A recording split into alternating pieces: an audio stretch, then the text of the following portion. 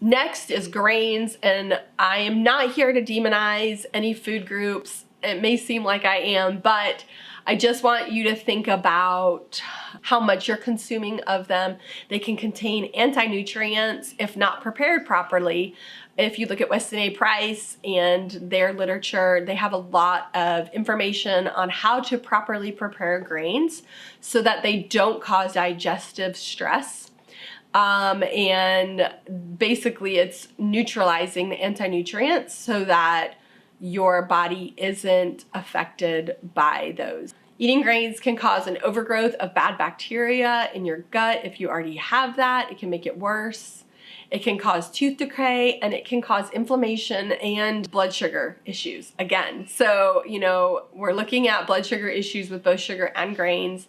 And I think that it would be worthwhile to maybe do an elimination diet for you and see how you feel when you've removed sugar and grains from your diet. Of course, seed oils, we're getting rid of those. We're not eating those at all, no matter what. And then the sugar and the grains, you're taking that and you're just taking it out of your diet. You're eating whole foods.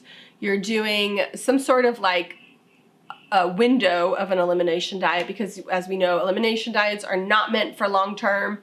And you're just taking it, you're kind of like getting it out of your system, and then you can reintroduce it and be like, how does this feel? How do I feel when I eat this? Do I feel better or do I feel worse? And your body will tell you. Your body will tell you. I am gluten-free, not because I think gluten is the enemy, but because I have thyroid issues that when I went gluten-free, I didn't realize how bad I felt.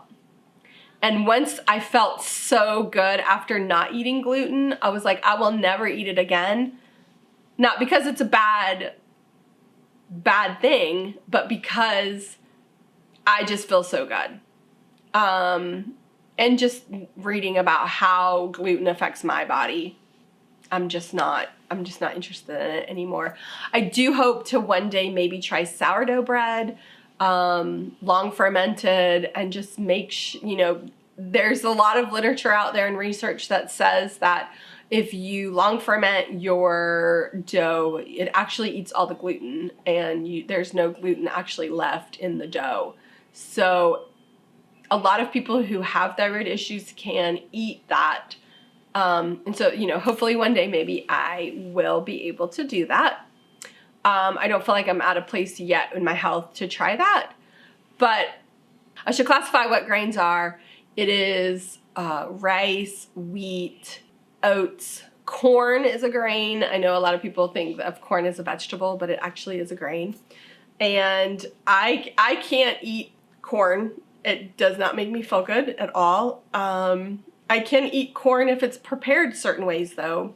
If it's soaked in lime or sprouted, I can eat it a lot better. But although I can't eat sprouted popcorn, I've tried sprouted popcorn before, and I just don't feel good after I eat that. So I love popcorn, but I avoid it because I would rather feel good than feel like junk for an afternoon after I consume something. I think the biggest takeaway here is if you're homesteading and you're growing a garden and you're growing meat and vegetables and fruit, focus on consuming those. Focus on what you actually can grow, or focus on buying from farmers who are growing what grows in your area.